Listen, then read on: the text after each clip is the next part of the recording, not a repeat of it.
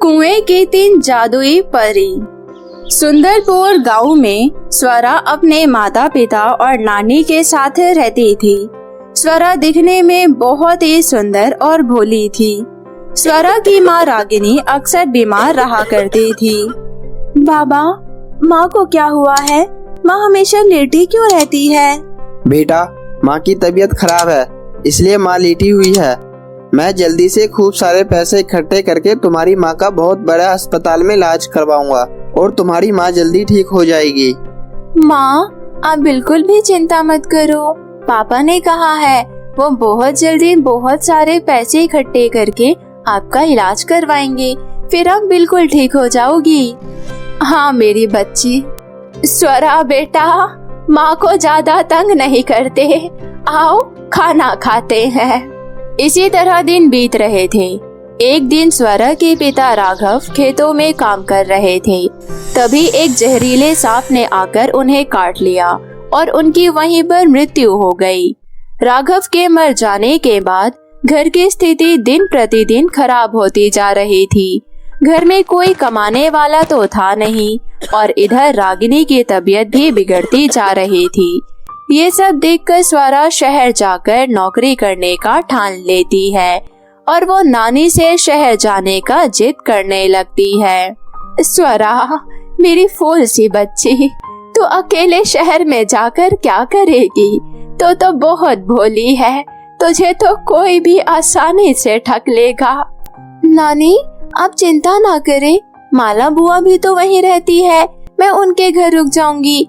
आप बस अपना और माँ का ध्यान रखो और मुझे आशीर्वाद दो कि मैं शहर जाकर खूब तरक्की करूं और जब मैं शहर से लौटूं तो मेरे पास इतने पैसे हो कि मैं उससे अपनी माँ के इलाज के साथ साथ इस घर को खुशियों से भर दूं।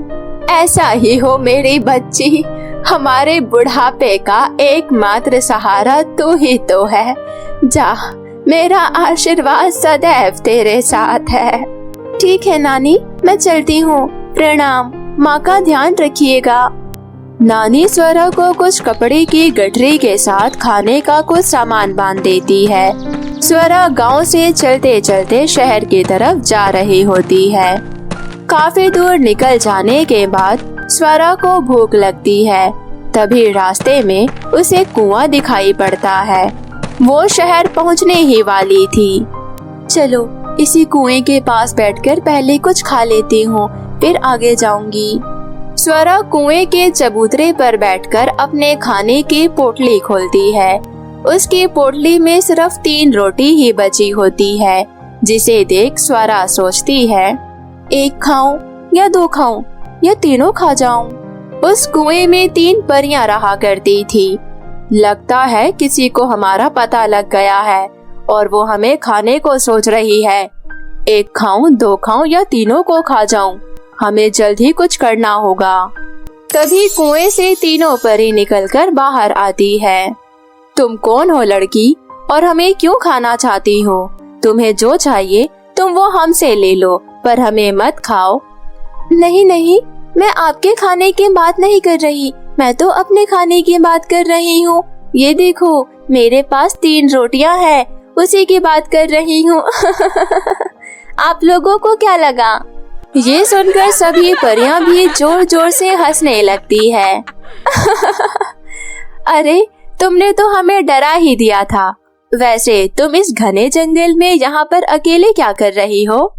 ये सुनकर स्वरा परी को अपनी सारी बातें बताती है। मैं तो यहाँ बस पैसे कमाने आई हूँ। स्वरा, तुम बहुत अच्छी लड़की हो, पर शहर में पैसे कमाना इतना आसान नहीं। तुम्हें तो कुछ आता भी नहीं है और ना ही तुम्हारे पास हम परियों की तरह कोई जादुई शक्तियाँ हैं। मेरी बात मानो, तुम अपने गांव वापस लौट जाओ। नहीं, मुझे मेरी माँ के इलाज के लिए पैसे कमाने ही हैं। अगर मैं तुम्हें पैसे दे दूँ तो फिर तो तुम अपने गांव लौट जाओगी ना? हाँ ठीक है, ये लो बक्सा। ये कोई मामूली बक्सा नहीं बल्कि जादुई बक्सा है। इससे तुम जो कुछ भी मांगोगे तुम्हें वो मिल जाएगा। आपका बहुत बहुत धन्यवाद परी जी। स्वरा वो बक्सा लेकर वहाँ से चल देती है। जब इतनी दूर आ ही गई हूँ तो क्यों ना एक बार बुआ से मिलती हुई चलूं। ये सोचकर स्वरा बुआ के घर चली जाती है। आओ स्वरा बेटा आओ, और बताओ कैसे आना हुआ। तुमने आने में थोड़ी देर कर दी, हम सब ने अभी अभी खाना खाया है। कोई बात नहीं बुआ, मैं आप सबके लिए मिठाई लेकर आई हूँ। इतना बोलकर स्वरा उस जादुई बक्से में से मिठाई निकालकर बुआ को देती है। बड़ा कमाल का बक्सा है, कितने में लिया था? लिया नहीं बुआ, ये तो मुझे परियों ने दिया है, और ये कोई मामूली बक्सा नहीं बल्कि जादुई बक्सा है। अरे तुझे किसी ने रास्ते में बेवकूफ बनाया होगा। ये शहर है, यहाँ कोई परियां नहीं होती। अच्छा तू थक गई होगी, आराम कर ले, बक्सा मुझे दे दे, मैं संभाल कर रख दूं। स्वरा बुआ को बक्सा देकर सो जाती है। तभी रात में बुआ बक्से से बोलती है, जादुई बक्सा मुझे बहुत सारा बालूशाही मिठाई दिला। बक्से में से बालूशाही मिठाई निकलने लगता है। बुआ ये देख बहुत खुश हो जाती है।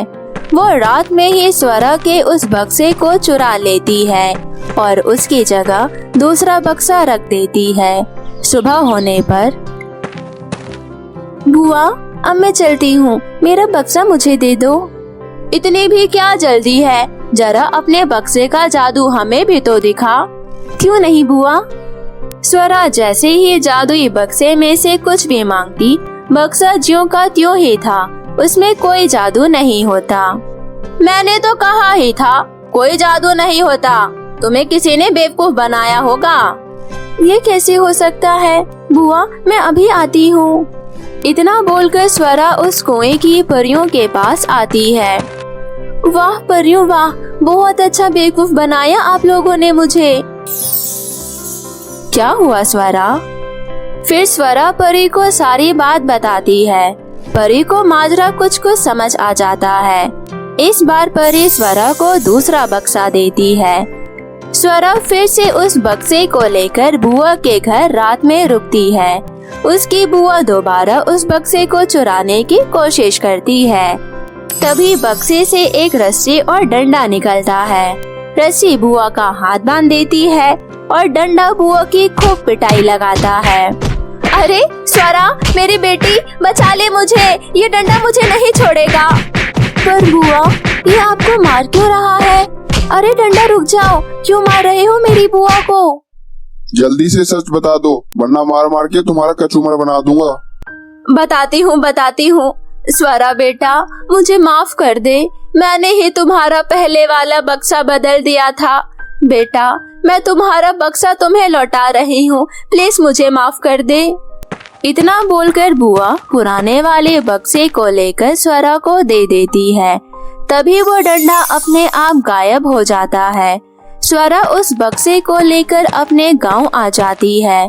गांव आकर वो उस जादुई बक्से के बारे में अपनी नानी को बताती है। ये सब सुनकर उसकी नानी बहुत खुश होती है। जादुई बक्से की मदद से स्वरा अपनी माँ का इलाज करवाकर अपने ही गांव में ही खुशी खुशी रहने लगती है।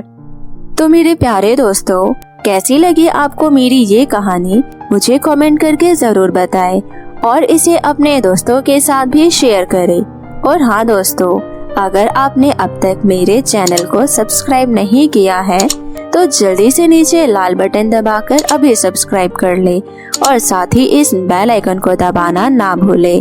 तो मिलती हूँ मैं आप सभी से फिर किसी नई कहानी के साथ। तब तक अपना ध्यान रखें। बाय बाय दोस्तों।